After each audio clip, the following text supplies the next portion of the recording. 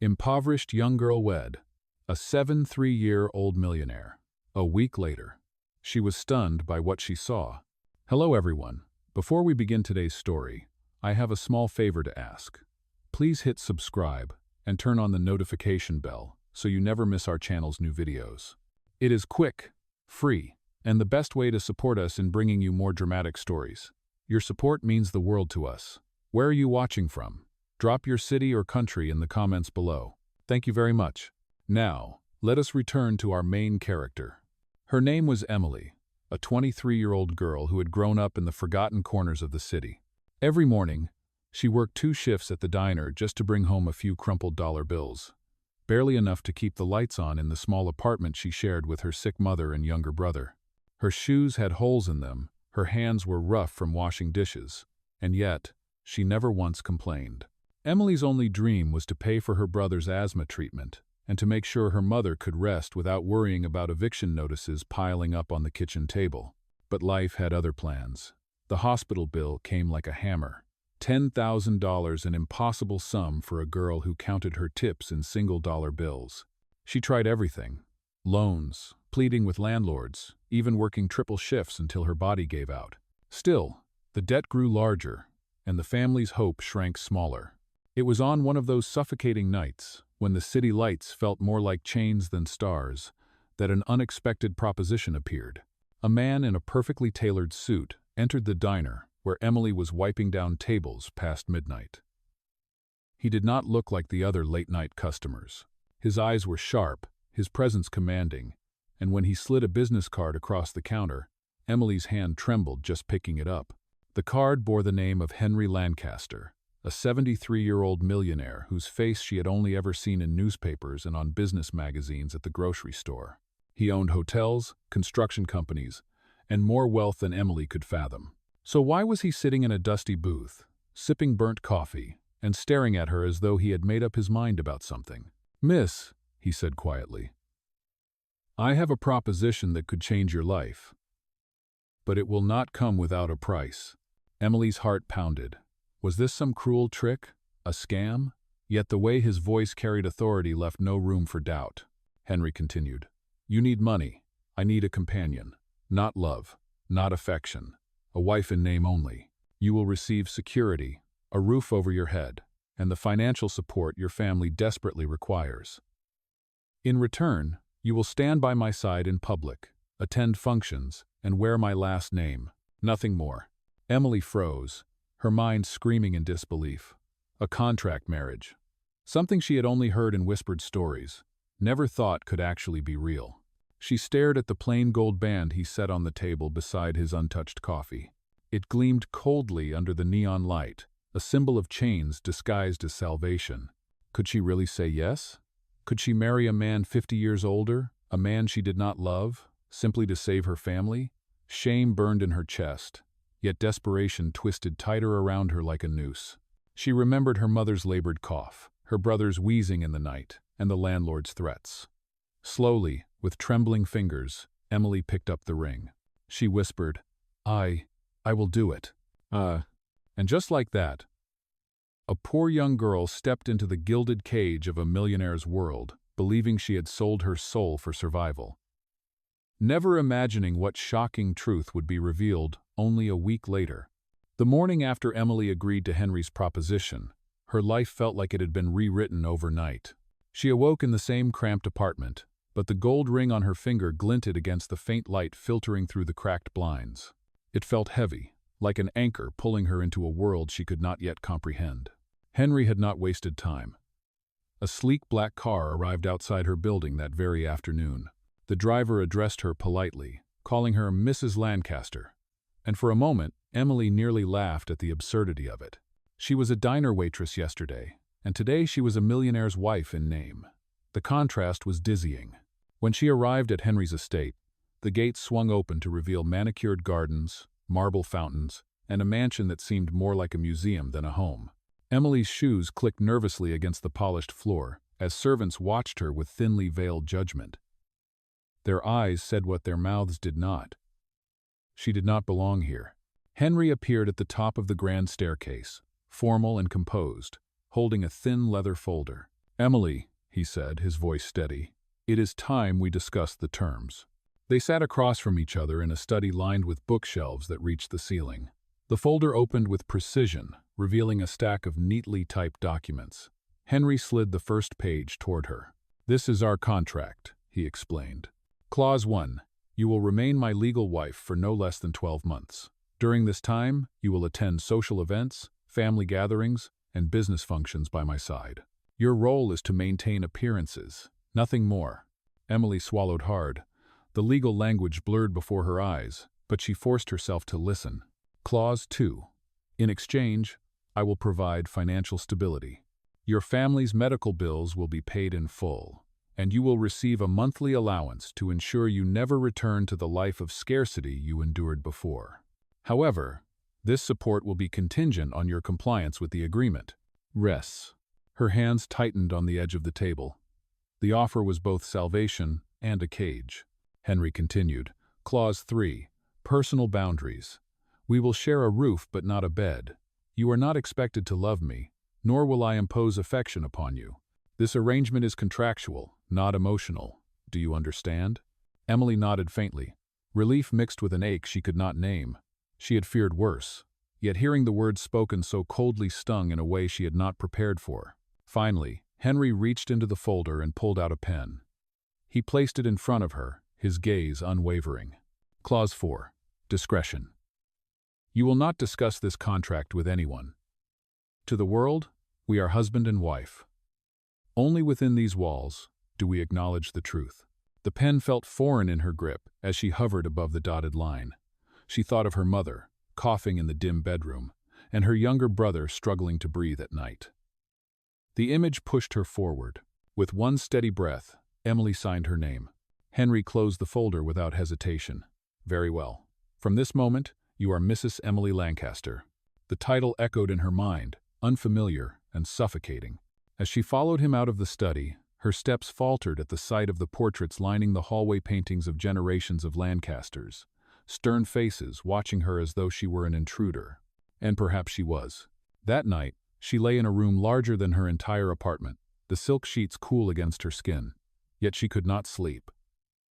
The contract lay like an invisible weight across her chest. She had gained security, but at what cost? Emily whispered into the dark. What have I done? Little did she know, the contract she had just signed was not the prison she feared, but the beginning of a revelation that would shake everything she believed about Henry Lancaster and about herself. From the moment Emily stepped into her new role as Mrs. Lancaster, the weight of judgment pressed down heavier than the marble columns that surrounded the estate. At every turn, she felt eyes on her servants whispering behind silver trays, distant relatives raising brows, and even the cold portraits on the walls seemed to sneer at her presence. The first test came sooner than she expected. Just 3 days after signing the contract, Henry informed her they would attend a charity gala together. It was not a request. Appearances must be kept, he said, handing her a gown delivered from one of the city's most exclusive boutiques. The dress shimmered in emerald silk, worth more than she had ever earned in a year. Emily held it with trembling hands, wondering how fabric could feel both like a gift and a trap. At the gala, chandeliers glittered overhead, and champagne flowed like water. The guests, business moguls, politicians, and socialites watched as Henry entered with Emily on his arm. Conversations hushed, smiles thinned. Someone whispered loudly enough for her to hear. Is that his granddaughter or his project? Emily's cheeks burned, but Henry's grip on her hand tightened just slightly, steadying her. Ignore them, he murmured under his breath. Yet his face remained unreadable, a mask perfected over decades in the public eye. Throughout the evening, Emily felt like an exhibit rather than a person. Women in diamond necklaces looked her up and down, their gazes sharp with disdain. Men smirked as if she were a scandal waiting to erupt. At one point, a woman with red lips leaned close and whispered, "Enjoy it while it lasts, dear. When the will is signed, you will be nothing more than a footnote." Emily forced a polite smile, but inside, her heart crumbled.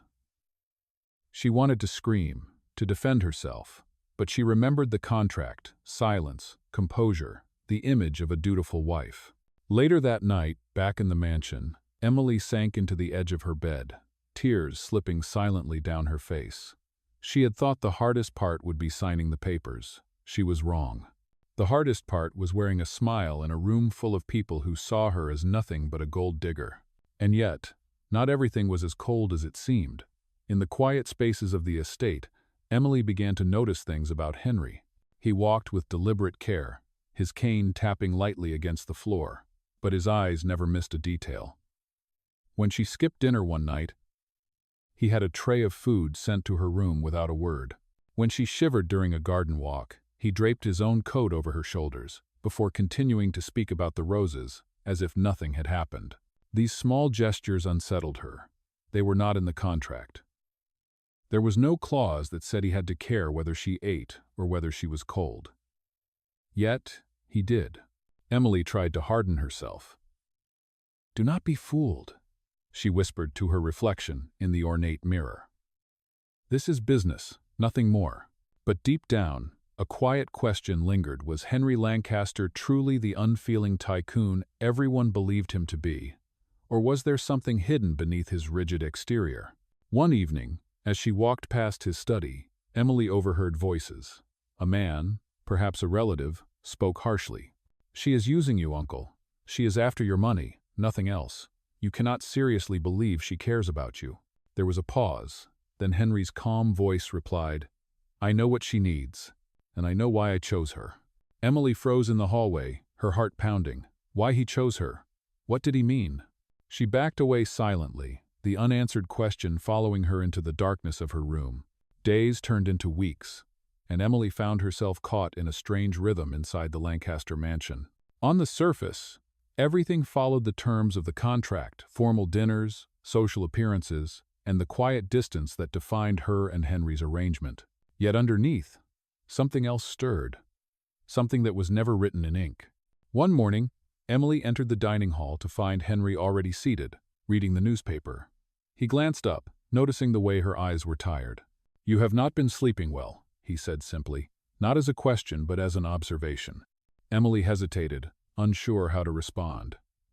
"It is just the adjustment," she murmured, reaching for the teapot. Her hands trembled slightly, spilling a few drops on the tablecloth. She expected a servant to rush forward with disapproval, but instead, Henry quietly handed her his handkerchief. No words of criticism, no harsh remark. Just a simple gesture that lingered far longer than it should have. Later that week, Emily was walking through the rose garden when rain began to fall unexpectedly. She tried to shield herself with her hands, but the storm came fast, soaking through her dress. Before she could retreat to the house, Henry appeared, holding a large black umbrella. He positioned it over her, his suit jacket growing wet as he ensured she remained dry. "You will catch a cold," he said, his voice carrying the weight of quiet concern. Emily stared at him, her heart unsettled. Again, there was no clause in the contract requiring this kind of care. Why was he doing it? But with every small kindness came new layers of conflict. At a family dinner one evening, Henry's nephew, Charles, sneered openly. "So this is the new Mrs. Lancaster. Tell me, how does it feel to trade aprons for pearls? Quite the promotion, is it not?" The table erupted in uncomfortable laughter. Emily's face burned, but before she could speak, Henry's voice cut sharply through the room. "That is enough, Charles." The authority in his tone silenced the table. Charles muttered an apology, but his glare toward Emily spoke volumes. That night, Emily confronted Henry in the study. "Why do you defend me? You do not have to. This is only a contract." Henry set aside the book he was holding, his gaze steady. "Respect is not in the contract, Emily, but it is something I choose to give." Her breath caught at the quiet strength in his words. For the first time, she wondered if she had misjudged him, if there was more to Henry Lancaster than the cold exterior he presented to the world. Yet the mansion remained a battlefield of whispers. Servants questioned her place, relatives circled like vultures, and society watched every move, waiting for her to stumble. The weight of suspicion pressed heavily on her shoulders. One evening, Emily overheard another conversation in hushed tones outside the library.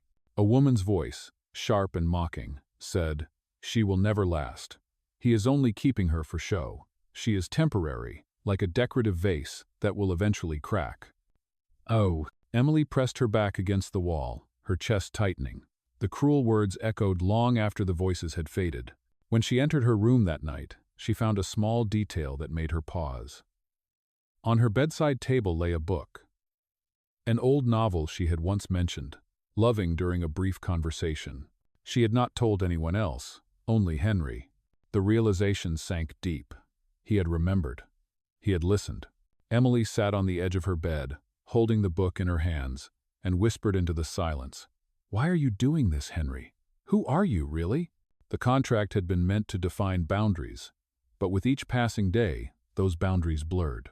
What was supposed to be a hollow arrangement was slowly becoming something far more complicated, something Emily was both afraid of and drawn to. And though she did not know it yet, the storm of truth and revelation was already gathering on the horizon, ready to shatter the fragile balance she thought she understood. The Lancaster mansion had become Emily's gilded cage, but the true test of her endurance came when Henry announced they would host a grand reception in their home. It was to be a gathering of influential partners, family members, and friendspeople whose opinions could shape reputations and fortunes. For Henry, it was a matter of business. For Emily, it was walking into a lion's den. The night of the reception, the mansion glittered with chandeliers and music. Guests in gowns and tuxedos filled the halls, sipping champagne and trading calculated smiles. Emily wore a silver dress chosen for her by Henry's assistant, but no fabric could shield her from the piercing gazes of the elite. She felt their whispers clawing at her skin. At first, she tried to blend into the background, standing quietly beside Henry as he greeted his associates. But the storm she dreaded came swiftly.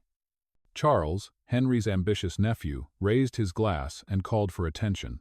"Ladies and gentlemen," he said with a smirk, "may I propose a toast to the new Mrs. Lancaster, the shining jewel of this household? Or should I say, the charity project?" Laughter rippled through the crowd, sharp and cruel. Emily's heart pounded in her chest. Her throat tightened, and for a moment she could not breathe. She wanted to disappear, to melt into the marble floor beneath her feet. One of the women added mockingly, "Tell us, dear, how does it feel to trade your apron for pearls? Was it difficult to learn which fork to use at dinner?" More laughter followed. Emily clenched her fists at her sides, her vision blurring with unshed tears. The humiliation was unbearable, and yet she could not lash out. The contract demanded composure, silence, endurance. She lowered her gaze, fighting to keep her dignity intact even as the room closed in on her. But before she could retreat, Henry's cane struck the floor with a resounding crack that silenced the hall. His voice, steady and commanding, carried through the air. "Enough." The laughter died instantly. All eyes turned to him. Henry looked around the room, his gaze piercing. "Emily is my wife. She stands here with my name, my respect, and my protection. Anyone who dares insult her insults me directly." The crowd shifted uncomfortably. No one dared to meet his eyes. Charles's smirk faltered, replaced by a flash of anger. Henry continued, his voice sharp as steel. "Do not mistake her humility for weakness. She has more dignity in her silence than some of you will ever find in your entire lives." Emily stood frozen, her breath caught in her chest.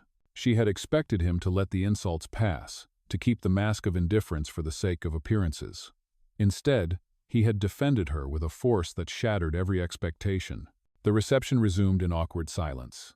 Conversations restarted, but the mocking tone was gone. Henry's declaration had changed the atmosphere. Later that night, when the last guest had left and the mansion was quiet once more, Emily found herself standing in the study doorway, watching Henry pour himself a glass of water. She whispered, "Why did you do that? You did not have to." Henry glanced at her, his expression unreadable. "Respect is not negotiable, Emily. You are my wife. In public and in private. That will not change." Her chest ached with a mixture of gratitude and confusion. This was no longer the cold, distant man who had presented her with a contract in a diner. This was someone who saw her, someone who chose to shield her even when he did not have to. As Emily returned to her room that night, the humiliation she had endured still stung. But Henry's defense echoed louder. For the first time, she wondered if the contract that bound them was already giving way to something deeper, something neither of them had dared to name. And yet, The world outside their mansion was not finished with her. The whispers would return, sharper than ever. And the truth Henry guarded so carefully was waiting, ready to break through the walls of their fragile arrangement. The night after the disastrous reception, Emily could not find rest. She replayed every cruel laugh, every whispered insult, and every cutting remark. But above them all, she replayed Henry's voice strong, unwavering, declaring to the world that she was his wife and deserved respect. That moment had shaken her more than the humiliation itself. Yet society was relentless. The very next week, the tabloids erupted with headlines splashed across glossy covers. Gold digger marries aging tycoon. Lancaster fortune at risk. Photos of Emily in her silver gown filled the pages, each caption dripping with mockery. Emily tried to ignore it, but when she ventured into the city to visit her mother at the hospital, whispers followed her through every hallway. Nurses glanced at her and whispered behind their hands. Strangers pointed. She lowered her head, clutching her bag tightly, wishing she could disappear. It was there, in the hospital lobby, that the cruelty turned physical. A woman, no older than Emily, deliberately bumped into her, spilling coffee across her dress. "Oops," the woman sneered. "Careful, sweetheart. Money cannot buy class." Emily froze, humiliation and rage burning inside her. She wanted to respond, but before she could, a voice thundered across the lobby. "Enough." Everyone turned. Standing at the entrance was Henry, his cane striking the floor with authority. He crossed the lobby slowly, but every step carried a weight that silenced the room. His presence was undeniable, his command absolute. He took Emily's arm gently, shielding her behind him. His gaze swept over the crowd. "Do not mistake my wife for an easy target. She carries my name, and with that name comes my protection. Anyone who forgets that will answer to me." The lobby fell into stunned silence. The woman who had mocked Emily paled, retreating without another word. Whispers rippled through the bystanders, but no one dared challenge him. Emily's eyes filled with tears. In that moment, the contract felt irrelevant. What Henry had just done went far beyond any legal obligation. Later that evening, back in the mansion, Emily confronted him in the study. "Why do you keep protecting me? Why do you care what they say? This was supposed to be just an arrangement." Henry set aside the documents he had been reviewing and looked at her with an intensity that made her breath catch. "Because, Emily, this was never just about appearances." Her heart pounded. "Then what was it about?" Henry leaned back, his gaze distant for a moment. "I have lived long enough to know that wealth attracts vultures. For years, my family and business partners have circled me, waiting for the moment to seize what they believe is theirs. I needed someone who was not after my fortune, someone who knew hardship, someone whose dignity could not be bought. That is why I chose you." Emily stared at him, stunned. "Chose me? But you barely knew me." A faint smile touched his lips. "I knew enough. I watched you in that diner long before I ever spoke to you. I saw how you treated every customer with respect, even when they were cruel. I saw how you gave part of your tips to help an old man pay for his coffee. You had nothing, yet you gave freely. That told me everything I needed to know." Her knees weakened at his words. She had thought she was just a convenient choice, a desperate girl caught in a bargain. But now, hearing this, she realized Henry had seen something in her that she had not even seen in herself. Slowly, Henry reached for the small velvet box on his desk. Inside lay the same simple gold ring he had first placed on the diner table weeks ago. But now, he lifted it with reverence, holding it out to her once more. "This time," he said softly, "it is not a contract, it is a promise." Emily's breath trembled. She looked at the ring, then at the man who had shielded her time and again, who had seen her not as a burden, but as a woman of worth. And in that moment, she realized the walls of the contract had crumbled. What remained was something fragile, something real, and something far more terrifying than any legal agreement love. The days after Henry's confession left Emily in a state of turmoil. She replayed his words over and over, the image of him holding out the ring, not as a contract, but as a promise. She had not been able to answer him then. Her heart had raced, but her lips had remained sealed. In the silence of her room, Emily stared at the ring now resting on her bedside table. It gleamed softly in the lamplight, no longer a symbol of obligation, but of something she could not yet name aloud.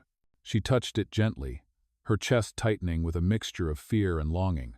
One evening, she found herself wandering into the library. Henry was there, seated in his armchair with a book resting unopened on his lap. When he looked up at her, the air between them grew heavy. Emily spoke first, her voice barely above a whisper. "Why me, Henry? You could have chosen anyone. Why burden yourself with a girl who has nothing to offer but debts and troubles?" Henry's eyes softened. "Because you see people, Emily. You look past wealth, past appearances. You look at hearts. That is rarer than gold in this world." Her breath trembled. She wanted to believe him, but doubt gnawed at her. "And if I cannot give you what you want? If I can never love you the way you deserve?" For a long moment, Henry said nothing. Then he set the book aside and rose slowly, his cane tapping softly against the floor. He stopped just before her, close enough that she could see the faint lines of weariness on his face, but also the unwavering strength in his eyes.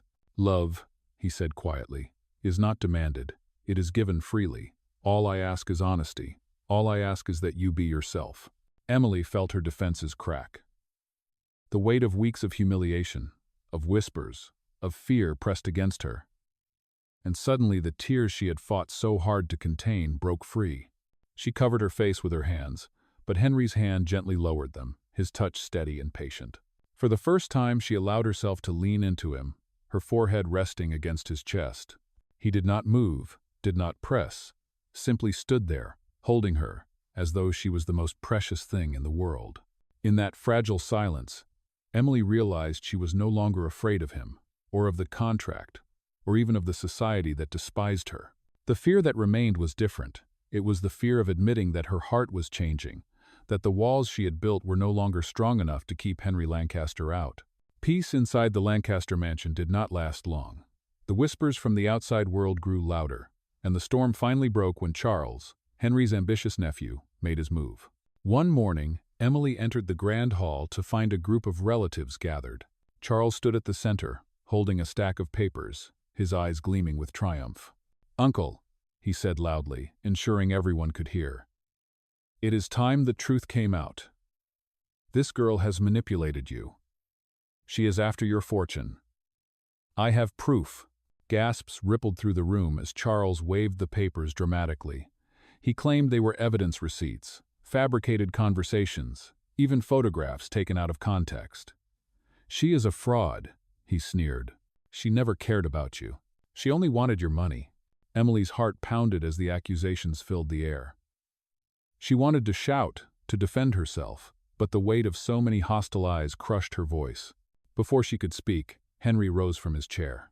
He took the papers from Charles's hand, scanning them with calm precision. Then, with deliberate force, he tore them in half and dropped them to the floor. "Enough," Henry declared, his voice steady but sharp. "Do not insult my intelligence. I built an empire from the ground up. Do you think I cannot see the difference between truth and lies?" Charles flushed with anger. "You are blinded by her. She is making a fool of you." Henry's cane struck the floor with authority. "No, Charles. The only fool here is the one who underestimates me. Emily has given me nothing but honesty and dignity, something money cannot buy. Meanwhile, you circle like a vulture, desperate for wealth you did not earn." The room fell silent. Relatives shifted uncomfortably, their gazes dropping. For the first time, the weight of Henry's authority crashed down not only on business associates, but on his own family. Henry turned to the group. "Let this be clear. My estate, my legacy, and my respect are not prizes to be stolen. And Emily is not to be slandered again. She is my wife. She has stood in the fire of your judgment and has not broken. That is more strength than most of you will ever know." Oh, tears burned in Emily's eyes. But this time they were not from shame. They were from vindication. For weeks she had carried the crushing burden of suspicion and ridicule. Now, before their very eyes, Henry had shattered the lies and declared her worth. Charles stormed out, his scheme exposed, but the damage he intended had failed. Emily stood taller that day, not because she had wealth, but because she had been defended with truth and justice. As the gathering dispersed, Henry looked at her, his expression softer than the steel he had shown moments before. "Do not ever doubt, Emily. You are not here by accident. You belong." For the first time since she had stepped into the mansion, Emily felt the chains of judgment loosen. The society that had mocked her was forced to face the truth. Love and dignity could not be bought, and not even millions could shield corruption when confronted by integrity. The mansion felt different after that day. The heavy cloud of suspicion had lifted, and though the world outside still whispered, inside the Lancaster estate, Emily finally felt something she had never known before: belonging. A week later, Henry invited her into the garden at sunset. The roses were in full bloom, their colors glowing in the golden light. He walked beside her slowly, his cane tapping gently against the stone path, his presence steady and calm. At the fountain's edge, Henry stopped and turned to her. In his hand, he held the simple gold ring once again. This time, there was no contract, no clause, no condition. "Emily," he said softly, "the first time I gave you this ring, it was out of desperation. The second time, it was a promise. But tonight, it is something more. It is a vow. I ask you not as a businessman, but as a man who has found love where he least expected it. Will you accept this not as an agreement, but as our future together?" Emily's heart trembled. Tears welled in her eyes as she looked at the man before her, no longer just a wealthy figure of power, no longer just the millionaire who had pulled her from despair, but Henry, the man who had shielded her, who believed in her, and given her dignity when the world tried to strip it away. She took the ring with shaking hands and whispered, "Yes. Not because of what you can give me, but because of who you are." Henry slid the ring onto her finger once more. This time, it fit differently. It no longer felt like a shackle. It felt like freedom. The sound of the fountain filled the silence as Henry gently took her hand.